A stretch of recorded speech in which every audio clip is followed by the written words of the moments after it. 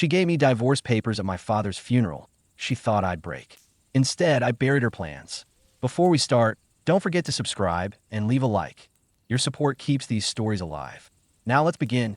I stood there in silence, staring down at the mahogany coffin as it was lowered into the earth. My father was a good man, quiet, firm, never asked for much, and gave everything. The funeral was quiet. Family, old friends, a few colleagues, and her, my wife. Maya stood next to me, black dress hugging her perfect figure, mascara untouched, even after the service. She didn't shed a tear. Not for my father, not for me. Just stood there like a statue, clutching her designer purse like she was at some corporate gala. As people began to leave, she turned to me and said 5 words I'll never forget. "We need to talk. Now." I blinked. "Here." She nodded. "It won't take long." She handed me a beige envelope, thick, official, and cold. Divorce papers. On the day I buried my father. I didn't open the envelope. I just stared at it like it might catch fire in my hands. "You're really doing this? Today?" I asked, voice low, cracking. She shrugged. "It's as good a time as any. You'll be processing grief anyway." That's when it clicked. She wanted me broken, numb. She wanted this to be the moment I fell apart, so I wouldn't fight back. So I'd sign whatever was inside without reading the fine print. But she forgot one thing. My father didn't raise a coward. I nodded slowly. "Okay." I tucked the envelope into my coat pocket. "You'll get what you want." She smiled, that smug, practiced smile that used to charm me years ago. Now it made my skin crawl. That night, I didn't go home. I booked a room at a small roadside motel 2 towns over. I opened the envelope on a wobbly desk under flickering fluorescent light. Divorce. Full division of assets. Spousal support. Half my father's estate, which I had just inherited. She'd been planning this for a while. Months, maybe a year. And here's the kicker. She wanted the house. The one my father built with his own hands.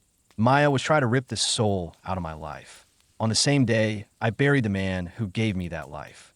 But I didn't cry. I planned. I spent the next 3 days in complete silence. No calls. No texts. I let her think I was mourning, paralyzed. That was the point. Meanwhile, I was pulling every record, every receipt, every shady bank transfer.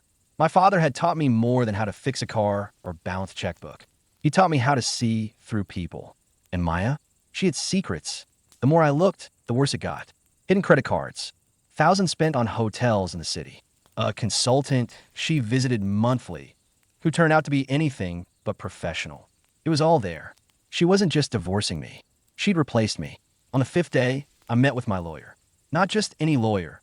My dad's best friend, an old Marine with a handshake like a bear trap and a memory like steel. "She's trying to take the estate," I said. "Can we stop her?" He looked over the papers, raised an eyebrow, and smirked. "Son, she's not just greedy. She's sloppy. You're going to like what I dig up." And he dug. Hard. By the end of the week, we had a folder so thick it could break a table leg. Fraud. Infidelity. Misappropriation of funds from a joint business account. It was enough to not only void the spousal support, but to make her pay me. Now it was my turn to smile. I sent her a simple message. "Meet me at the house. One last talk." She showed up dressed like she was heading to court or war. Makeup perfect. Fake empathy painted on. "You came to your senses?" she asked.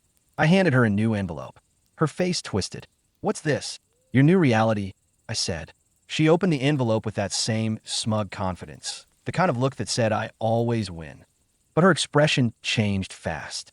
Page after page, photos, documents, bank statements, hotel logs. Her grip tightened. Her lip twitched. "You spied on me?" she snapped. I chuckled. "No, you left the trail yourself. I just followed it. You're not smart, Maya.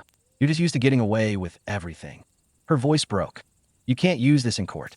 This is evidence I finished, legally obtained, professionally prepared. And tomorrow morning, it's going to the judge along with my petition to void the prenup due to fraud." She dropped the papers. I stepped closer. "You came for half my dad's estate. You planned it before he even died. You thought I'd be too broken to fight back. But instead," I paused, staring her dead in the eye. "You woke up the son he raised." The court hearing was brutal for her. She showed up with fake tears and a flimsy defense. But my lawyer? Avenging you to beast. He laid out the timeline like a prosecutor reading a murder charge. The judge didn't even need a recess. Prenup voided. Full rights to the inheritance awarded to me. Her name wiped from the will. And then came the final blow. She owed me restitution. tens of thousands. You could hear her soul shatter in the silence. She tried to talk to me afterward in the hallway. I didn't mean for her to go like this. You meant every bit of it, I said. What you didn't expect was to lose. Now, I live in my father's cabin up north. Quiet, simple, real. Sometimes I get messages from her. She's selling her car, lost her job, living with her sister. Her last message said, I wish I'd just waited until after the funeral. I didn't reply because she buried love at my father's grave. So I buried her access to my life right next to it. And now, every time my phone rings with her name, I let it go to voicemail. Because silence, my friend, isn't empty.